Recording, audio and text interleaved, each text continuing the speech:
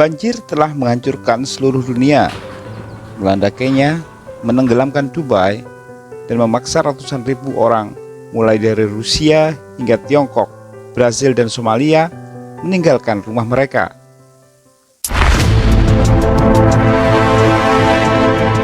Meskipun tidak semua disebabkan oleh pemanasan global, hal ini terjadi pada tahun di mana suhu mencapai rekor tertinggi dan menggarisbawahi apa yang telah lama diperingatkan oleh para ilmuwan, bahwa perubahan iklim mendorong cuaca yang lebih ekstrim.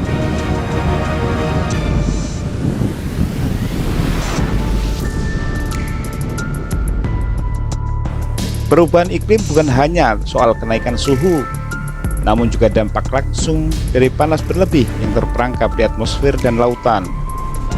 Bulan April adalah bulan ke-11 berturut-turut yang memecahkan rekor panas tertinggi, kata pemantau iklim Uni Eropa, Copernicus. Sementara suhu lautan bahkan lebih lama lagi berada di luar grafik.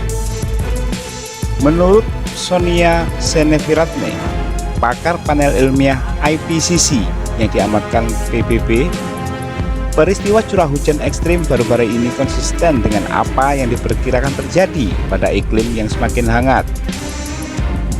Lautan yang lebih hangat berarti penguapan yang lebih besar, dan udara yang lebih hangat dapat menampung lebih banyak uap. Para ilmuwan bahkan punya perhitungan untuk hal ini. Untuk setiap kenaikan suhu 1 derajat Celcius, atmosfer dapat menampung 7% lebih banyak kelembapan. David Faranda, pakar cuaca ekstrim di Pusat Penelitian Ilmiah Nasional Prancis CNRS, kepada AFP mengatakan bahwa hal ini mengakibatkan curah hujan yang lebih deras.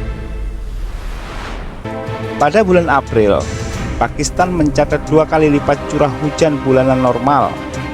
Satu provinsi mengalami curah hujan 437% lebih banyak dari rata-rata. Sementara Uni Emirat Arab menerima curah hujan sekitar 2 tahun dalam 1 hari. Namun hal ini tidak berarti semua tempat di bumi menjadi lebih basah.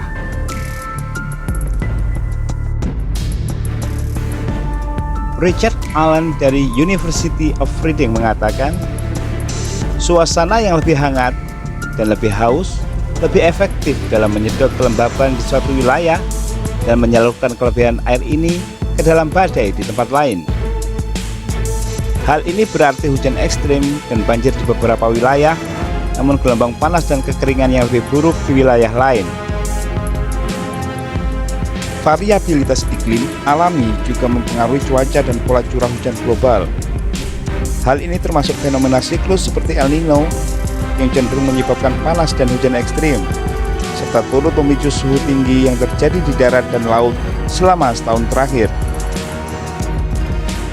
Meskipun variabel alami berperan, peningkatan curah hujan lebat secara global dalam jangka panjang didorong oleh perubahan iklim yang disebabkan oleh manusia. Carlo Buentempo, Direktur Copernicus, mengatakan bahwa siklus seperti El Nino mengalami pasang surut, namun panas berlebih yang terperangkap akibat meningkatnya emisi gas rumah kaca akan terus mendorong suhu global menuju rekor baru. Mengingat faktor-faktor yang saling tumpang tindih, menghubungkan satu banjir dengan perubahan iklim saja bisa jadi sulit, dan setiap kejadian harus diambil berdasarkan kasus per kasus. Tetapi para ilmuwan telah mengembangkan metode tinjauan sejawat yang memungkinkan perbandingan cepat antara peristiwa yang terjadi saat ini dengan simulasi yang mempertimbangkan dunia di mana pemanasan global tidak terjadi. Misalnya World Weather Attribution, ilmuwan yang mempelopori pendekatan ini mengatakan bahwa basah kuyup Uni Emirat Arab dan Oman bulan lalu kemungkinan besar diperburuk oleh pemanasan global yang disebabkan oleh pembakaran bahan bakar fosil. Climameter, jaringan penilaian cepat lain yang menggunakan metodologi berbeda, mengatakan banjir besar di Tiongkok pada bulan April kemungkinan besar dipengaruhi oleh pemanasan global dan El Nino. Flavio Pons, ahli iklim yang bekerja pada kajian Tiongkok, mengatakan sangat sulit untuk memisahkan pemanasan global dan variabilitas alam, serta beberapa peristiwa cuaca lebih jelas dibandingkan peristiwa lain. Namun dalam kasus banjir dahsyat di Brasil, Climameter mampu mengecualikan El Nino sebagai faktor penting dan menyebut perubahan iklim yang disebabkan oleh aktivitas manusia sebagai penyebab utamanya. Banyak negara yang saat ini dilandai banjir besar seperti Burundi, Afghanistan, dan Somalia, termasuk negara termiskin dan paling tidak mampu memobilisasi respons terhadap bencana tersebut. Namun pengalaman di Dubai menunjukkan bahwa negara-negara kaya pun tidak siap. Seri Fatni mengatakan bahwa iklim yang lebih hangat kondusif terhadap cuaca ekstrem yang lebih buruk, tetapi tidak dapat diprediksi secara pasti kapan dan di mana cuaca ekstrim ini akan terjadi.